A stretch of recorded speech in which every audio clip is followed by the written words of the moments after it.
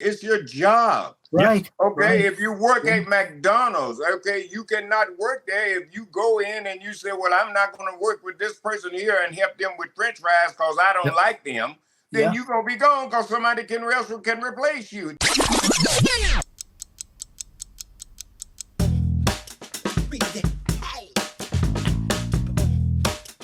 I want to bring up something else, too, while we're talking about last week's show, because I want to follow up on the AEW and CM Punk situation. We now know that CM Punk wants to come back to AEW. He said he is willing to work with anyone and everyone on the roster.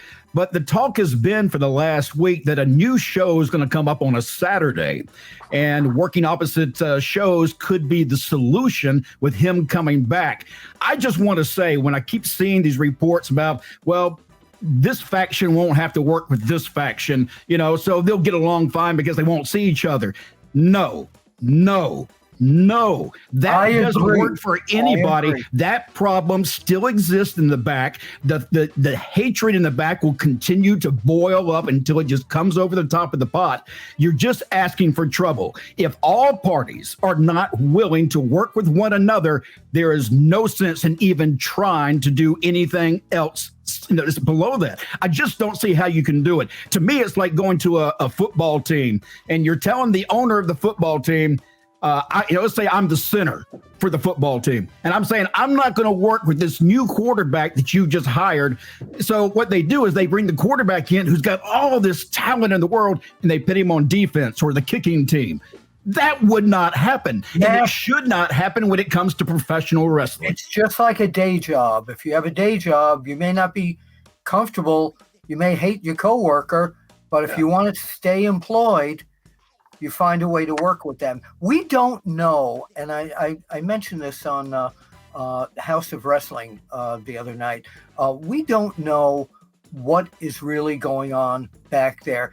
Is this whole thing with Punk and the Elite and all that a massive work? Is it, or is it, something to? I think the one thing that they need to do, in my opinion, is if they want to sell out Wembley Stadium, yes, Punk is the key to that, make that his comeback. I was going to say the same thing with Wembley Stadium coming up. We know they have a maximum occupancy, I believe, of 90,000, but with the staging, they're thinking maybe around 80 would be the real number. And I've heard people say, well, there's no way they're going to sell that out. I believe, if I'm not mistaken, Bill, you can correct me, as of the time of this recording, there were around 45 to 50,000 pre-sales already. Yes. I mean, that's incredible. I think Punk could put it over the top. But to me, just getting back to this, and I don't know what Teddy's take on this. To me, it's like, well, we're going to do a Saturday show and we'll only have Punk and these guys that because they don't get along with the Wednesdays. That's a bunch of high school kids having high school drama. Thank you. Well, Teddy, what do you think? Let me say this too, for about the Wembley Stadium part. You know what I mean? Here's the reason why that the big pre-sales are there. AEW has never been there. Mm-hmm. Okay, this is the first time. So this is the first time that the people there get a chance to see the AEW stars. They've never seen them before. So that's the attraction there. That's what they're doing right now. They want to see this brand new product. And I agree with everything you guys said about Punk. Punk would put them over the top. So, maybe somebody may be thinking about that and they may do it at the last minute or maybe not the last minute, maybe in time for people to, really want to buy it. So we just have to wait and see. If they're smart, they would do it like that. But who knows who's in charge of that? But like I said, the big hype is that this is AEW's first time there. Now, we can say what we want about. Mac, I agree with you in terms of that. These are like a bunch of, unfortunately, you put it perfectly, a bunch of like high school kids, it just. Well, to me, and here's the problem that I have, and we'll get off of this and move on to the show. Yeah. But the problem that I really have with it is Tony Khan has given wrestlers and wrestling fans another option.